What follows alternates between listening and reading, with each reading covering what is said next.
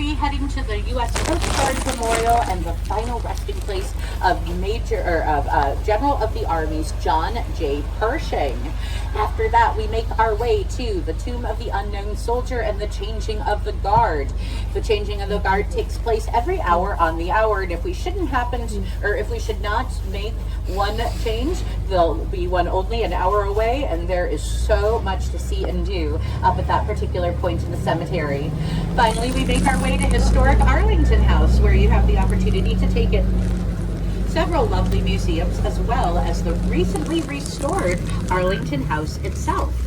Now, as we begin our journey, we're going to be passing through what are known as the Roosevelt Gates, over what is called the Boulevard of Heroes, and then back through the Schley Gates, which are the matching gates to the Roosevelts.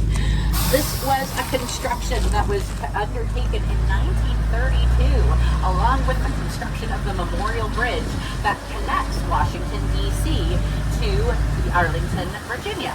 So as we come here, you're going to notice four emblems of our armed services that were in service in 1932. Those branches of service are the Army, the Navy, the Marines, and the Coast Guard. The building that you see here, which was also a part of that construction in 1932, is now known as the Military Women's Memorial, and it was established in 1997 to honor nearly 3 million women who have not only served in the United States military, but have also assisted in military endeavors dating all the way back to the Revolutionary War. Now we're going to be crossing over what's known as the Custis Way. The Custis Way is a great way to navigate the cemetery if you don't want to get too far off the beaten path. It bisects the cemetery from Arlington House at the top of the hill to the Lord Whitesell Gates at the bottom. And on the driver's side of the vehicle, you'll see another brown path leading up to a tan obelisk that we just passed, which marks the final resting place of our first president to be buried here at Arlington, William Howard Taft. So, William Howard Taft was our 27th president, but he has many things that distinguish him. First of all, Taft was not only a president in his lifetime, but also the Chief Justice of the Supreme Court, making him the only person in history to hold the leading position of two separate branches of government. He also has two distinctions that are connected to the game of baseball. The first one was in 1910. He was invited for the first time in history to throw out the first pitch at a Major League Baseball game.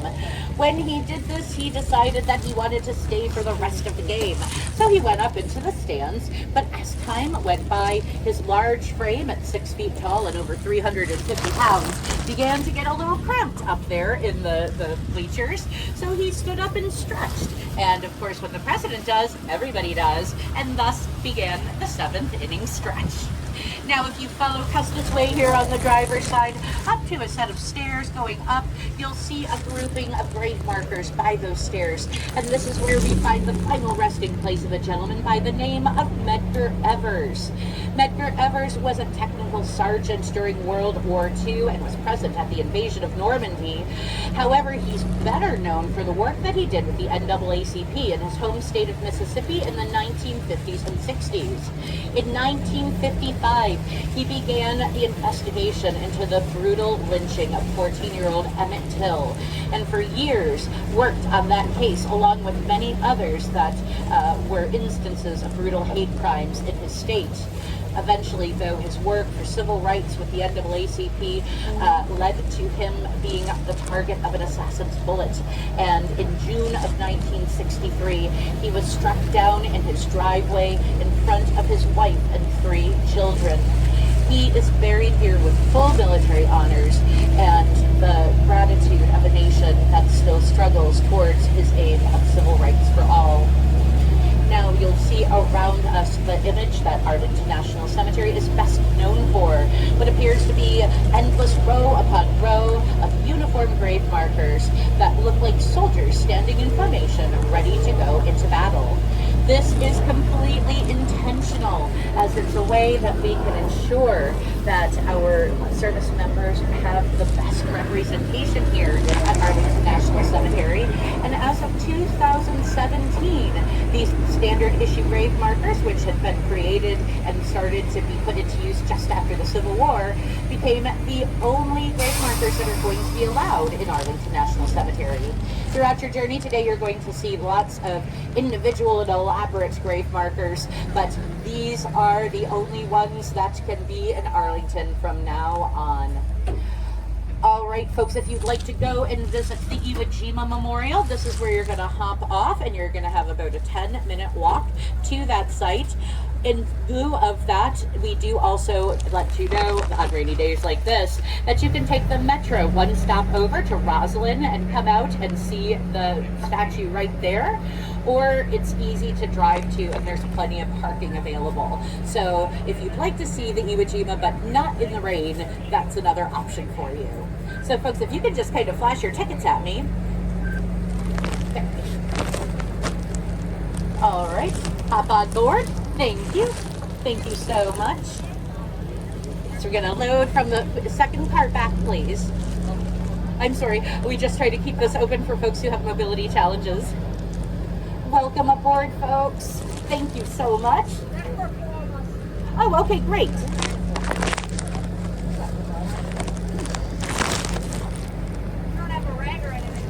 But I do, but we're actually loading from the second cart backwards, if that's possible. Let me grab that. I'll come down and wipe down the seat for you. Oh, the one after this one or the other two?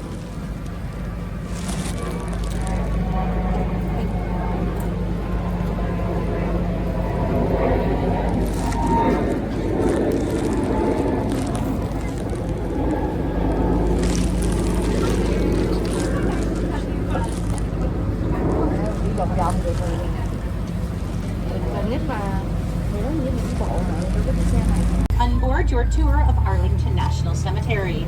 My name is Lisa and I'm going to be your narrator for the stretch of our journey, and we are joined by our wonderful driver, Jermaine. So as we go along here in this next little stretch, as we make our way to the Kennedy gravesite and the Eternal Flame, we're going to have a few stories to tell about various things along the way that will give you a little bit more understanding about the history of Arlington National Cemetery. First of all, over here on the passenger side of the vehicle, up just outside of the stone wall, you're going to see a tall green tower that is known as a carillon. And a carillon is a bell tower that doesn't have anything else attached to it. This was a gift to the United States from the Netherlands after World War II, and to thank the United States for all that they did to help liberate that nation from Nazi occupation. So we have the carillon, and it has 57 bells in it of different tones, and each of those bells, cast in bronze, have a different name, place, or event carved into the bell that were of significance to that action to liberate the nation. Every day at noon, it plays out all of the hymns of the armed forces, which is a beautiful thing to hear, and it plays on at funerals for memorial services, and we just get random concerts throughout the year that are really fun to attend. We are now entering into a part of the cemetery that has many layers of history in this one small spot. This is section 7 of the cemetery, also known as the Freedmen's section. The Freedmen's section was actually referring to an effort of the government that was established at the beginning of the Civil War to make sure that those enslaved individuals who were freed by the Union Army would have a place to come and kind of catch their breath and decide what was going to be next in their lives. So freedmen's villages were small communities that had everything that you would need, from schools and churches to hospitals and shops. And people would come to live here, and it was thought it would be around for maybe 3 or 4 years. However, it lasted for 30 years with freed African Americans and their children living in this spot. So we have a number of those individuals who were a part of that first group to arrive here, buried and laid to rest here at Arlington National Cemetery. And you're going to see a couple of distinctions on the headstones. One says civilian, one says citizen. Civilian is in reference to an individual who arrived before 1863 and the Emancipation Proclamation. Citizen refers to those individuals who arrived here after 1863 and the Emancipation Proclamation. So we also have small, kind of chunky grave markers. These are the grave markers of unknown individuals. And the first superintendent of the cemetery, a man by the name of Montgomery C. Meigs, who hopefully you'll get to know pretty well throughout the course of your day today, decided that there needed to be a way for people to look at an entire section of a cemetery and be able to distinguish where people were buried who had identification versus those who didn't. So he changed the shape of the grave marker for the individuals who were unknown. Now, another distinction that we see on many headstones here is USCT, which stands for United States Colored Troops. This is in reference to the first regiments of African American soldiers that formed up during the Civil War to return to the South to fight, in many cases in hopes of freeing family or freeing friends, or just for the moral purpose of it all. So you see them listed here, and one of the regiments that is highly represented is one known as the 54th Massachusetts, which was the first all African American unit in the U.S. Army. So we have them buried here because they mostly got demolished at the Battle of Fort Wagner in South Carolina. They were buried in a mass grave there and then later reinterred here at Arlington National Cemetery with the full honors that they deserve. So that gets us through what's known as the Freedmen section, and today it is all cemetery, but 160 years ago it was a bustling community of newly freed enslaved individuals starting their lives in their new status as freedmen and citizens.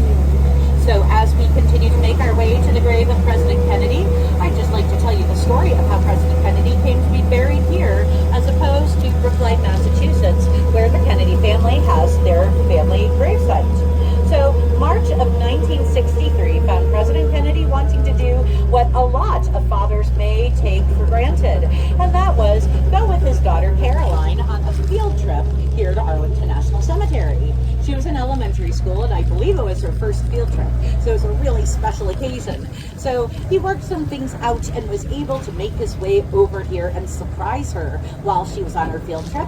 And while he stood up at the top at Arlington House waiting for her, he was standing next to a park ranger who he leaned over to and said, "This view is so beautiful, I could stay here forever." Sadly, forever came far too quickly when in November of that same year, President Kennedy was assassinated. And when his wife was asked where he should be laid to rest, she was told of what he said here at Arlington, and she decided that he should, in fact, remain here forever. Now, if you look to the tall slopes of trees over here in the distance, on the driver's side, you'll find the final resting place of the oldest and only surviving child of Abraham Lincoln and Mary Todd Lincoln. This is Robert Todd Lincoln, who was present at the surrender at Appomattox Courthouse with the Confederacy, and was also present at the assassination of two other presidents, James A. Garfield and William McKinley. Okay, we're now passing by the final resting place of Ruth Bader Ginsburg. Up here on top of the hill, you're going to see a black gravestone with a Star of David on it, and it is also marked with the name of her beloved husband, Martin. She's joined here on Supreme Court Justice Hill by a lot of famous names from history, none the least of which is Thurgood Marshall, who was the first African-American justice appointed to the Supreme Court in the 1960s. We're passing by where you would enter in to go see the Kennedy gravesite of the tomb, and the Eternal Flame. President Kennedy is not alone in his gravesite. He is also joined by his wife Jacqueline, two infant children, brothers Robert and Edward, as well as a cenotaph marking the final resting place of brother Joseph Jr., who died in an experimental mission over the North Atlantic during World War II. So they can all be visited here, and this is where you will hop off to go and visit the Kennedy grave. Make make your way a few stories and point out a few interesting people to you. And I hope that you are enjoying your time here at Arlington despite our unforgiving weather today. Now, on the driver's side of the vehicle, you're going to see a tall gray grave marker with a cross on it and the name Daniel Chappie James Jr. Daniel Chappie James Jr. has lots of distinctions to his name, none the less of which is the fact that he was America's first four-star African-American general. Additionally, he was a Tuskegee Airman who trained other Tuskegee Airmen, and in addition to flying missions during World War II, he also flew during Korea and Vietnam. So he has had a very long and impressive military career. Now, if you're able to turn just a little bit back to look at the equestrian statue that we just passed, that is the final resting place of a man by the name of Sir John Dill. Sir John Dill was a British field marshal who was sent to the United States during World War II to cement the wonderful relationship that the United States and the UK already had. But the backstory was that Dill was not Winston Churchill's favorite person. They got at each other like brothers and sisters do when they fight, and eventually Churchill sent Dill first to Singapore to get him out of his hair, and then to the United States, where, to Churchill's surprise, he became the #1 person to have on your guest list here in Washington, D.C. And when he dropped dead one day of aplastic anemia, a condition he didn't realize he had a full military funeral that began at the National Cathedral and ended here at Arlington National Cemetery, where he became one of 64 nationals buried here at the site with full military honors. Now, on the driver's side, we're passing over McClellan Avenue, and we see the McClellan Gate. The McClellan Gate was the original gate entering into Arlington National Cemetery, but it began to get overcrowded towards the 1930s, and they built the more opulent main entrance to the cemetery. It's named for General George B. McClellan, who has the distinction of being hired twice and fired twice by Abraham Lincoln to lead the Army of the Potomac, which was the Northern Army during the Civil War. He was so irked by this that Lincoln would dare to call him sluggish and indecisive and talk badly about him, that he actually ran against Lincoln for president in 1864, being soundly beaten and essentially put into his place. Now, another General George that we have buried here at Arlington National Cemetery has a little bit better track record. Here in Section 7, we have the final resting place of none other than General George C. Marshall, who was one of the generals that helped to win the war, or end the war in Europe during World War II.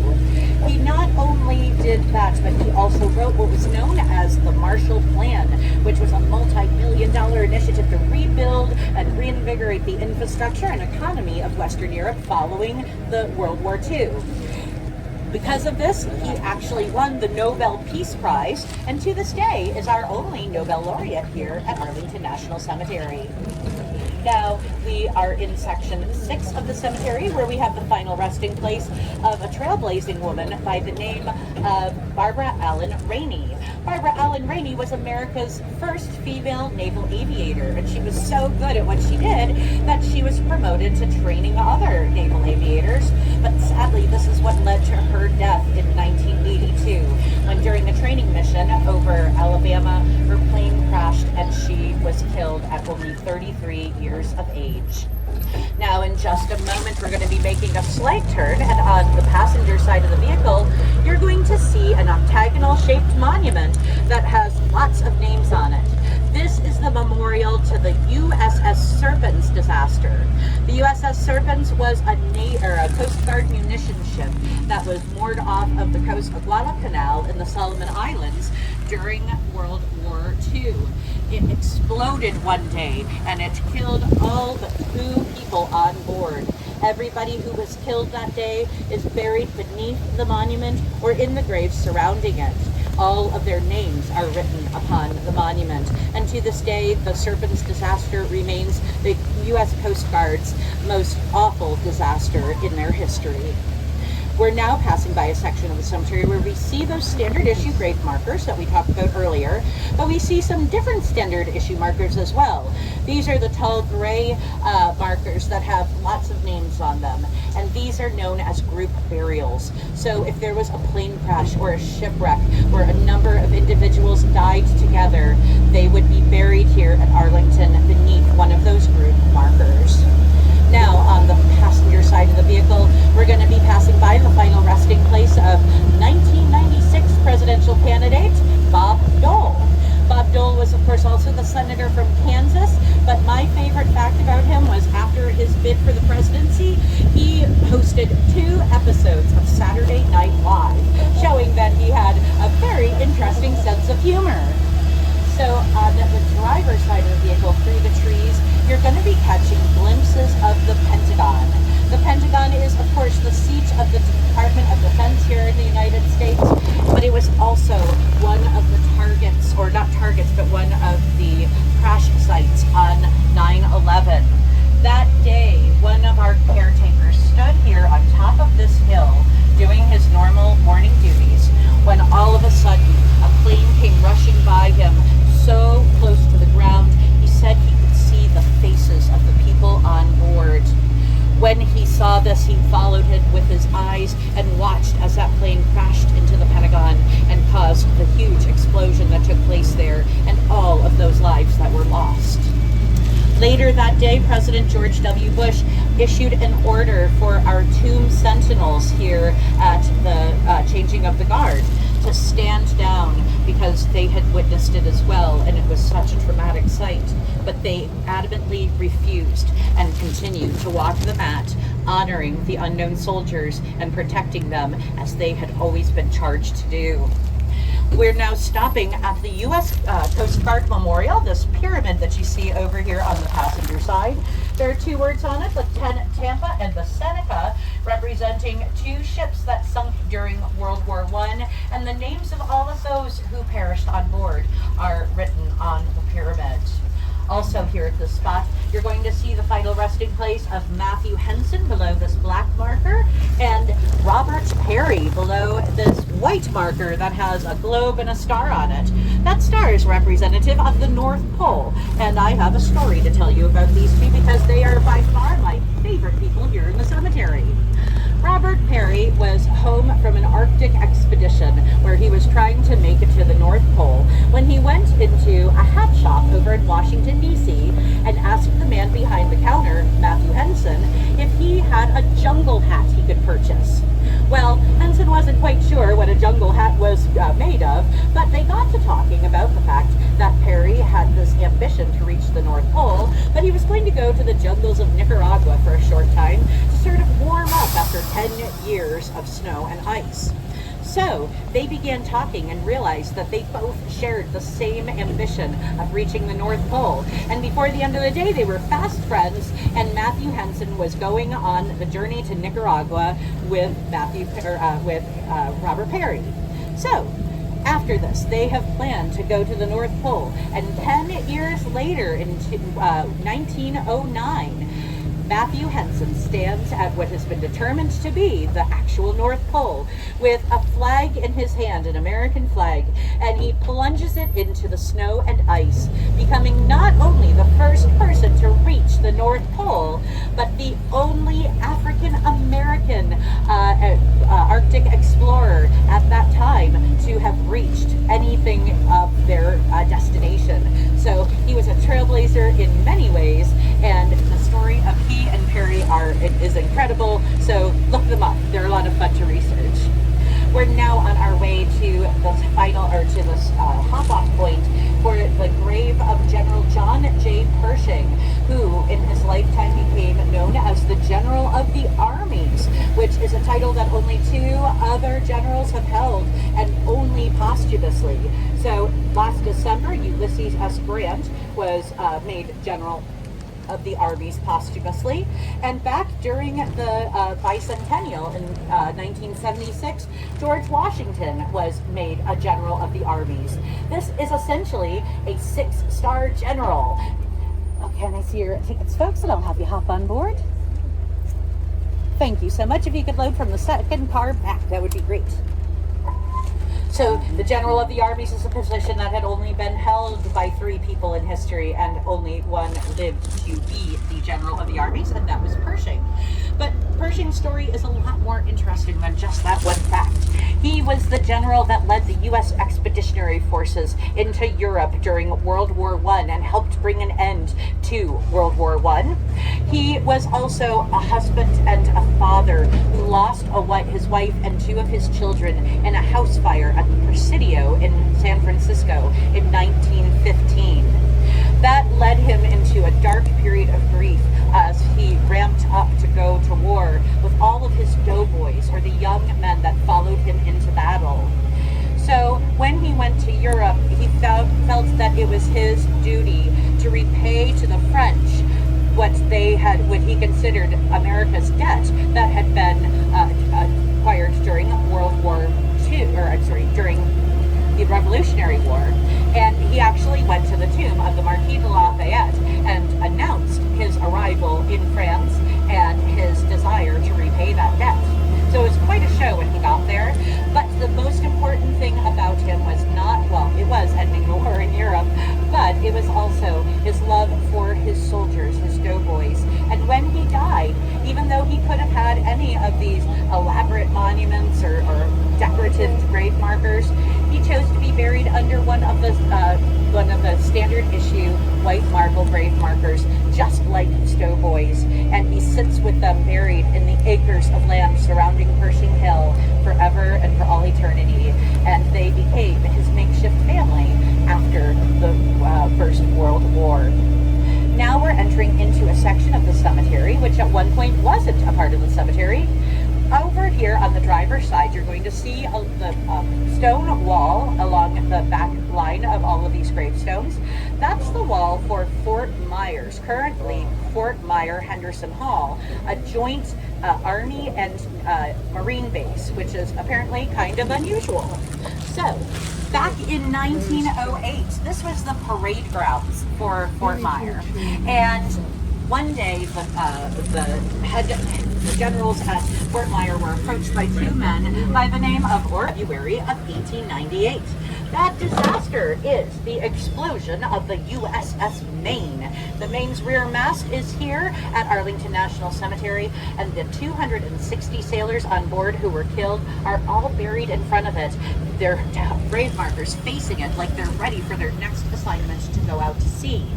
So that gets us back in time to how the Spanish-American War had begun, when we had the mystery of what caused the Maine to explode. And to this day, we still don't know what caused it, and it's very likely it wasn't the Spanish. So we are coming to our drop-off point for the Tomb of the Unknown Soldier and the Changing of the Guard ceremony.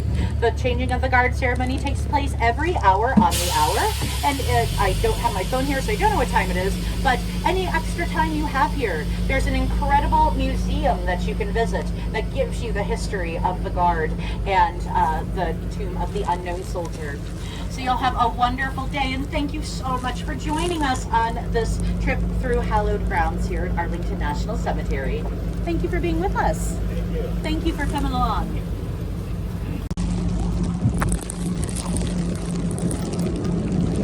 All right, if I could have everybody sit down so that we can begin our journey here safely.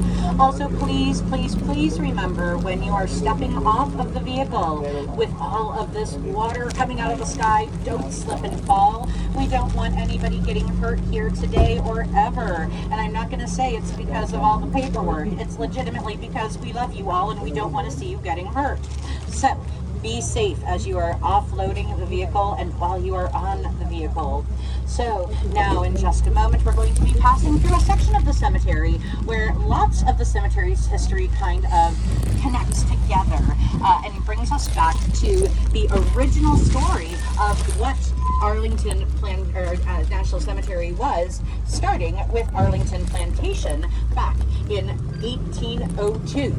In 1802, a young man by the name of George Washington Parke Custis inherited 1,100 acres of prime Virginia real estate up here on the cliffs above Washington, D.C., looking squarely into the new federal city at that time.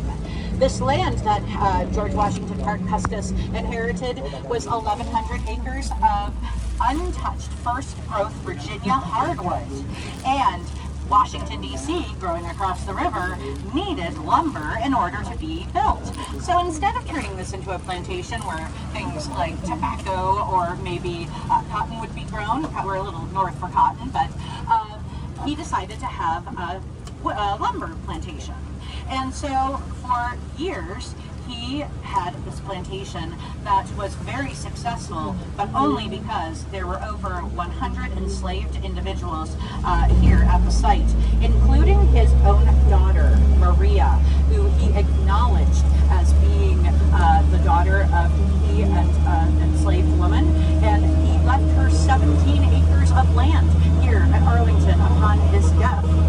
However, we're not going to get quite down into the salaciousness of that little story. Instead, we're just going to talk about how he had a daughter named Mary, and Mary ended up marrying a man by the name of Robert E. Lee, an up-and-coming Army officer who was an old friend of the family. So Mary marries Lee, and then her father, Parke Custis, passes away, and she inherits Arlington Plantation. Not Robert E. Lee, Mary Lee inherits Arlington Plantation.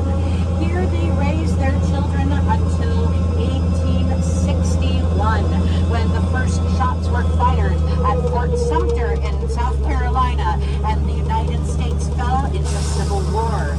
At that time, General Lee had a choice. He could stay with the United States Army and take on the lead of all of the northern armies in the Eastern Theater, or he could secede, essentially, with his state of Virginia and not have to turn against who he considered to be his countrymen. So, Virginia secedes from the Union in May of 1861. Robert E. Lee decides to resign his commission with the U.S. Army, join up with the Confederacy. He and his family pick up and leave Arlington, and as soon as they do, the U.S. Army swoops over to Arlington Plantation and takes over this 1,100-acre site that has to be protected because of its prominent place over top of Washington, D.C. So, as soon as the Army arrived here, they clear-cut all of that first growth Virginia hardwood so that they could then see not only across the way to Washington, D.C., but also into the Virginia countryside, where the Confederates could have easily challenged them in an attack. So, I'm going to continue this story once we have everybody offloaded or unloaded. Thank you. If you are getting off for Arlington House, this is where you're going to hop off. This is where you can find their version of the rest of the story. And if you're staying on or joining us, you're going to get my version of the rest of the story, which are the same versions, just told a little bit differently, because there you read it and here I'm telling it. So. Okay. And folks, all right, folks, as we continue our trip, I want you to imagine where we left off, where this entire landscape was clear cut of trees so that the Army stationed here was able to ensure that the Confederates weren't coming up from Virginia right to this prominent overlook of Washington, D.C. They did a great job of protecting D.C., and we don't really have much record of Fort Whipple being challenged. I think that the Confederates realized that if they tried that, it just wasn't going to fly. So we have Fort Whipple here that's a little bit quiet. And then we enter into 1864, when it's brought to the attention of the first superintendent of the cemetery, a man by the name of Montgomery C. Meigs, that we don't have any place left to bury the Civil War dead. So many battles had taken place within about 50 miles of here that all of the graveyards and cemeteries that were already designated were completely full, and Washington D.C. itself was stuffed to the brim with bodies of Union soldiers in need of burial. So 200 acres were designated here to fulfill the initial purpose of burying those 16,000 soldiers. And later, a mass grave of 2,100 soldiers was created in Mrs. Lee's prized rose garden of unknown soldiers, both Union and Confederate, with the slight hope that it would deter the Lees from challenging whether they should ever come back here again.